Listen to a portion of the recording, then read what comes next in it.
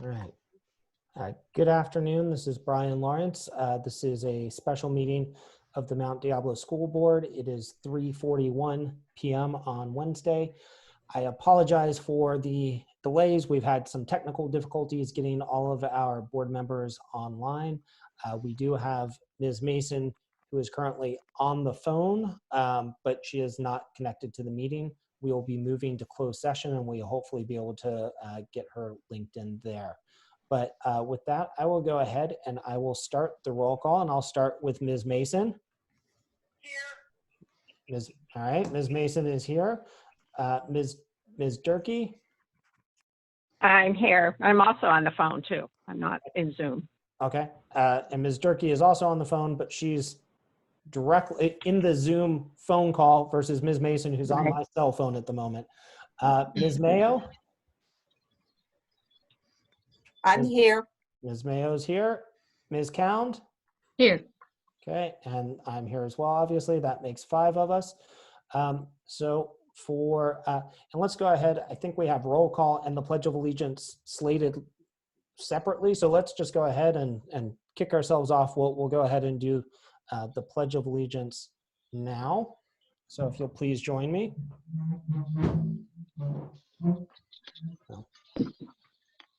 All right.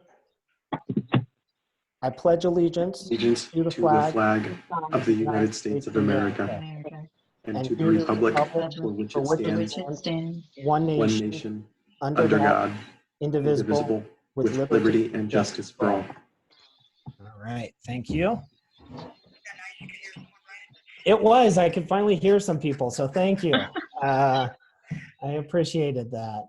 And so we move along to public comment. So public comment, the public may address the board concerning items that are scheduled for discussion during closed session only. These presentations are limited to 3 minutes each, or a total of 30 minutes for all speakers, or the 3-minute limit may be shortened. Speakers are not allowed to yield their time. Before we move to that, so I do want to note that what we've done is we have a couple different mechanisms for the public to weigh in. One, the public may always email board members. That is listed on the MDUSD website, the emails for each individual board member. 2, they can go ahead and email board comments at mdusd.org. Those will be entered into the public record, as well as the fact that all of those emails are forwarded to the board members. And then we also have a voicemail set up, which is at area code 801-228-0093. So folks can call in, leave a voicemail, and we'll play it here. And so with that, I believe we have at least 7 voicemails. Is that correct? 8. We have 8. So we'll go ahead and we will have those 8 voicemails played for us, and then we'll go from there. Good morning. My name is Lisa Edlenboss, and I have 2 children in the district, one in high school and one in middle school. My question for the board is this. Would it be possible to expand the New Horizons program to be a district-wide option for learning at home coming in the 2020 school year? I am concerned about sending my children to school through the winter, possible exposures to COVID and a secondary wave of infection. And I thought, rather than reinventing the wheel to offer distance learning to students, could we not expand and enhance the New Horizons program? Just a thought, as you already have a machine in place to provide distance learning to a fair number of students. Rather than reinventing the wheel or trying to have teachers do it differently from each location, which has been a frustration for my kids, utilize the homeschool program that you have and just scale it up. Just a thought. Thank you for allowing the comment. Have a good day. Good morning. My name is Lisa Edlenboss, and I have 2 children in the district. Hi, I'm calling to share my voice about what's going on, and I just feel really unsupported by the superintendent. We were asked to review him, and I probably couldn't even pick him up out of the lineup because he's never placed a foot on our campus, or at least never around the students or at a time when there were students there. There are times where we had a break-in and it was devastating, and they wouldn't do anything about it. They fixed the window, but they didn't say anything about trying to get cameras or about doing anything. But then they said, "Oh, but we're going to give you new grass. We're going to make your grass green." And I don't feel like anyone understands the hardships and the low incomeness of our school and how things are harder and more difficult. And we even had a teacher with a classroom who would flood anytime it rained. And I don't know how they can let a flood happen every single time it rains at our school, and they want to give us green grass. They can't fix a leaking roof or students are in a classroom. I feel that we're unsupported. The superintendent would come and take pictures of himself, little selfies at our school, but he has no idea what the students are like, what life is like for the teachers. We're like the forgotten school, and there's just no support for the things that we actually need done. Because as much as it is nice to have green grass, it's not safe for our kids to be out towards the back of the grass where, it connects to poor neighborhoods and different things like that. We have maybe a couple playground balls and have nothing that, makes us feel like the district cares or the superintendent cares to even realize the difficulties we really do have as a staff. And between all the craziness going on, they recommended to get rid of our principal, and I don't know why they would do that, because he was the one thing holding our school together, the one consistency who actually cared about us. But the superintendent rarely came and never came to talk to any of us. I'm really just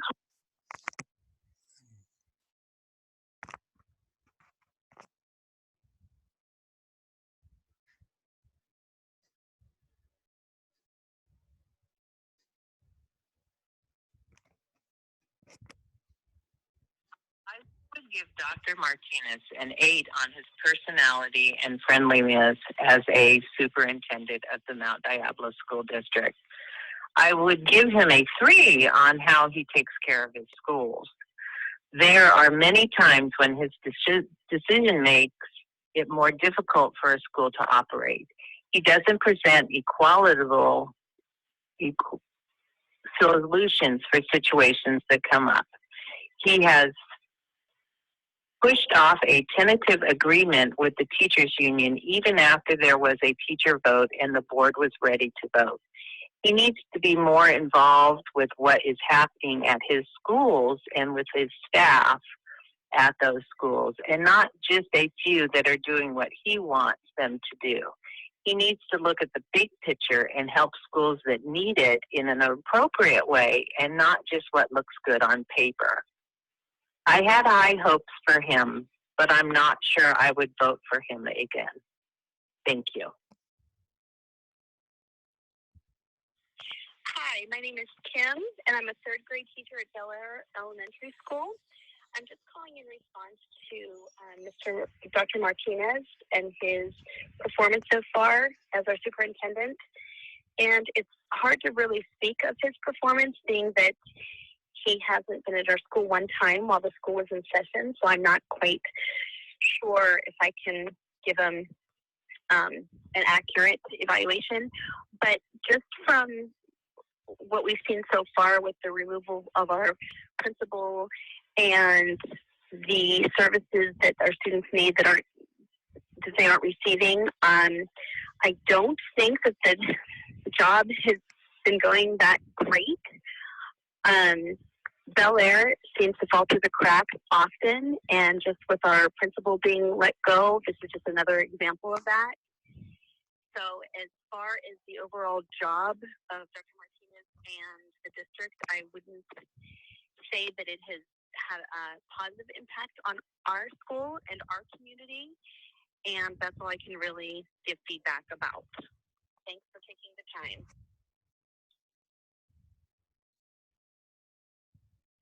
I would would give Dr. Martinez an 8 on his personality and friendliness as a superintendent at the Mount Diablo School District. I would give him a 3 on how he takes care of his schools. I believe we've already heard this one. Yeah. How about that?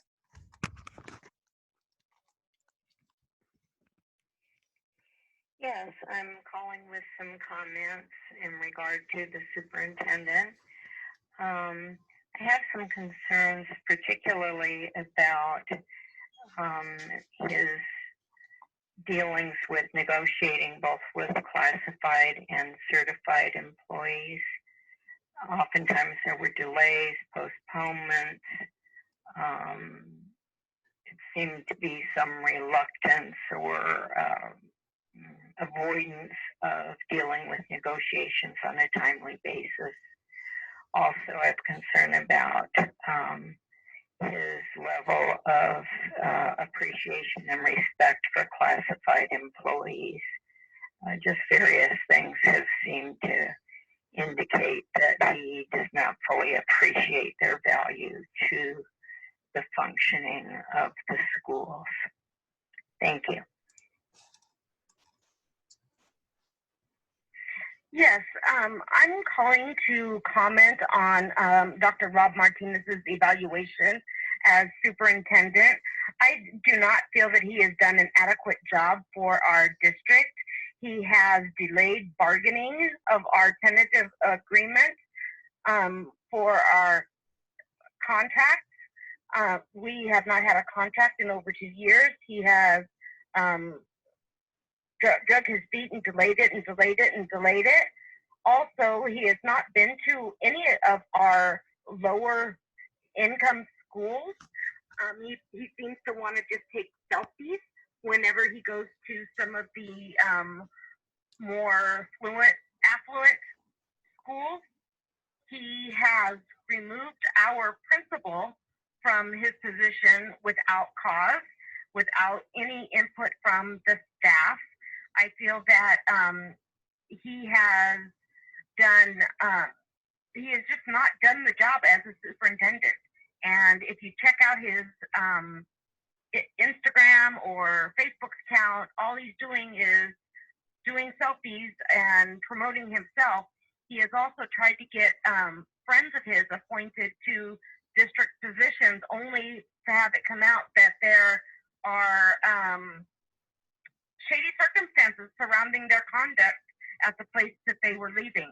So I just do not feel that he has done an adequate job in his first year as our superintendent, and actually does not deserve to continue on. I think we should be looking for a new superintendent. Hi, I'm a teacher in Mount Diablo Unified School District, and I'm calling to do a review of Dr. Martinez as the superintendent for the year, and I'm not pleased.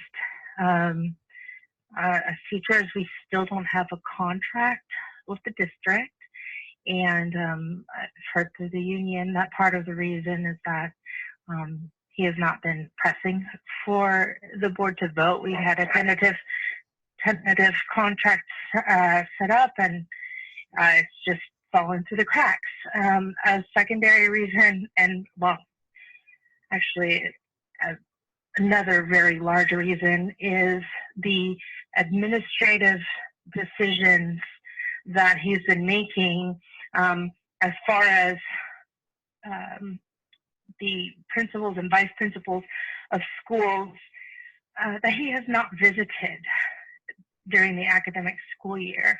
So I'm concerned that, he's making major decisions about who can be the administrator of a school that he never once even came to visit. So not happy about his performance thus far. Thank you, and I hope you have a wonderful day. Bye. And that concludes the comments. Okay, thank you for playing those, and thank you to the public for calling and leaving messages. We now move to item number 4.1, which is review and potential approval of Resolution 1920-64, approving purchase and sale agreement and authorizing conveyance in fee of district property. Do we have any separate voicemails on this item, or have we played the voicemails for was everything related to 2.1? That's all the voicemails. Okay, thank you. So Dr. Martinez, or do we have any further updates on this, or from Mr. Alvarado? It's really just a simple review of the process here, which is a resolution 1920 number 64, which in essence would approve the purchase and sale agreement and authorizing conveyance in fee of district property and quit claim of irrigation easement. This has to do with the Oak Park process. And Cesar, is there anything in particular that you'd like to add to this at this time? Yes, so this is the culmination of a series of resolutions that we have brought before the board, including the approval of the project itself last time at our last meeting, as well as the approval of the environmental impact report.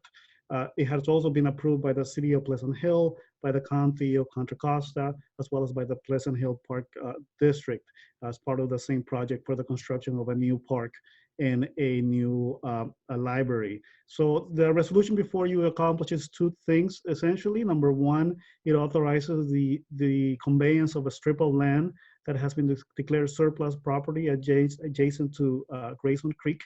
It is what was originally contemplated in the agreement with the county back in 2016. Again, it is unused, undeveloped property that was subject to that agreement. And the number two is that it authorizes a quitclaim deed to the county of a easement held over an irrigation line. This was a held back from the original transfer of property back in 1981 to the county. So we're talking about an easement that runs underneath currently owned property by the county, which was retained by the district back then. And it's necessary to transfer it to allow the county to maintain it, operate it, and to improve the irrigation line. As part of the project, they will need to do that work.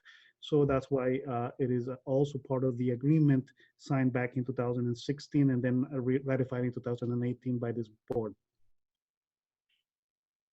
Okay, thank you, Mr. Alvarado. Board members, do we have any questions or discussion before we entertain a motion? This is Linda Mayo. It's my understanding that this transfer of easement holds the district harmless for any previous existing conditions. However, should there be any changes in the service for the irrigation line, we would still be connected, or the county or subsequent owner would still be required to assure that we receive service through some sort of line. Is that correct? Yes, so part of the overall agreement has, and this was implemented in this purchase and sale agreement with the city, and we will do as well with the county, that in essence gives protection to the district in the event of future litigation, as well as declaring that all transfers are as is. So such that there is no warranties or no guarantees as to the suitability of the property and so forth. As far as the actual use of the easement, it is intended only for it is actually property that is owned by the county.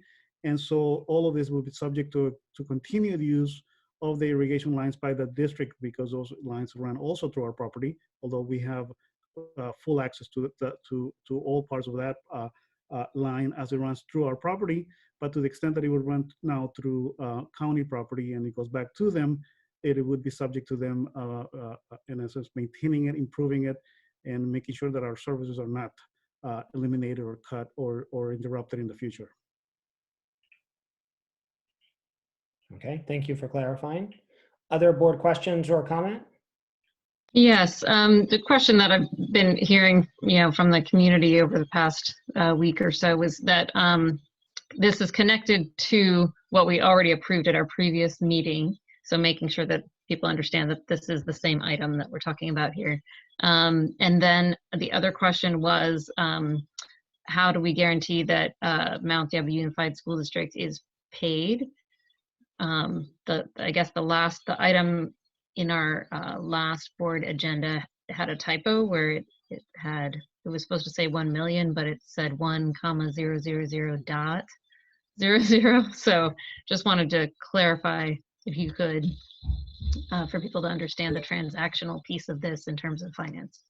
Sure. So there are a number of transferences of title over property, but they're all part of the same project.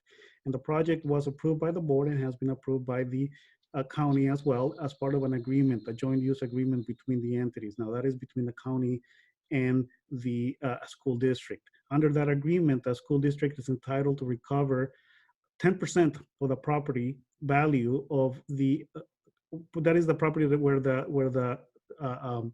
the library currently sits.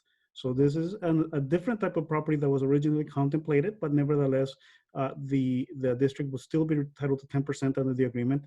The agreement itself, the joint use agreement, is incorporated as part of the overall process as of the development process.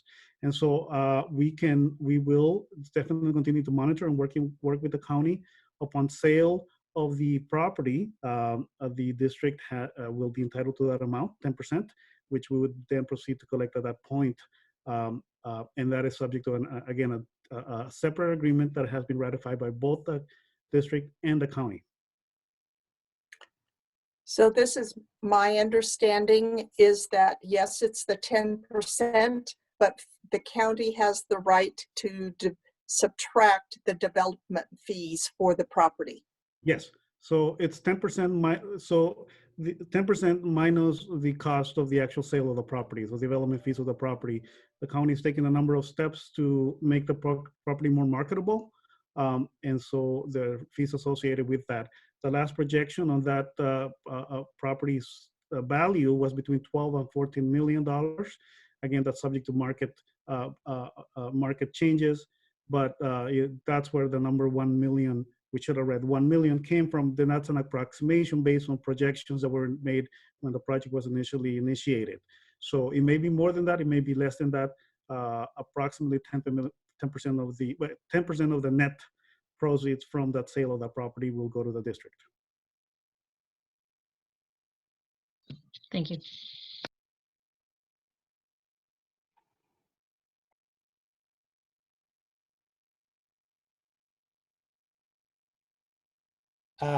Sorry, I was on mute. Barring no further questions or comments, I would go ahead and entertain a motion.